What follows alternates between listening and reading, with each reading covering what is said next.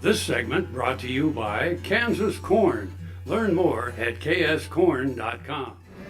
So, one of the biggest objections I get whenever I'm talking to somebody about putting together a cover crop mix is the water. And in Kansas, we all know how important it is to keep as much water as we possibly can. Well, I didn't have my brain wrapped around the whole keeping the water concept because I knew that I was using water to grow that cover crop. But I met a guy from western Oklahoma by the name of Jimmy Emmons. And if any of you guys ever get the chance to go hear Jimmy Emmons speak, he does a fabulous job. He's just as common as everybody. He's a western Oklahoma cowboy who has really gotten onto this and understands it and is able to convey the message extremely well. He's a friend, and I just love to be around him and grab onto some of his insight. So what Jimmy did was he took some moisture probes. He would take moisture probes, put it into his cover crop, growing cover crop, put one outside, right side by side, but it was outside the cover crop. And he would see a moisture deficit in the growing cover crop as it was growing.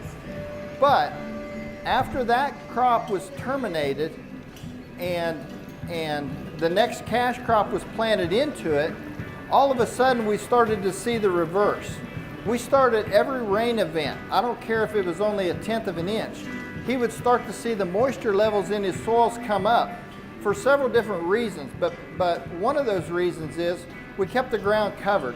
He kept it cool. He didn't have the evaporation or the heat that we do normally if we have bare dirt out there. So he understood that he was going to use some moisture to grow it, but he would capture more in the end on the subsequent cash crop. And I thought, you know what? If this cowboy from western Oklahoma can do it in a hotter and drier climate than what I am, there is no reason that I can't do the same thing here.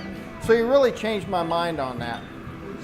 The other objection I get is the cost. You know, I talk about reducing inputs. We got to cut back on our chemicals and cut back on our fertilizers. When we put some fertilizer out there, do we just do it blindly, or is there a reason that we're putting certain levels? Same way with chemicals.